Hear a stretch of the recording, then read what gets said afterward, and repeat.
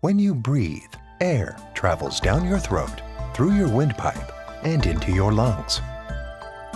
The narrowest part of that pathway is in the back of your throat. When you're awake, muscles keep that pathway relatively wide open. But when you sleep, those muscles relax, allowing the opening to narrow. The air passing through this narrowed opening may cause the throat to vibrate. That causes snoring, which many people experience. But in some people, the throat closes so much that enough air can't get through to the lungs. When this happens, the brain sends an alarm to open the airway. Most often, this is associated with a brief arousal from sleep.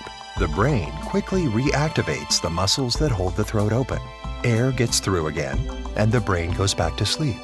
This disorder is called obstructive sleep apnea.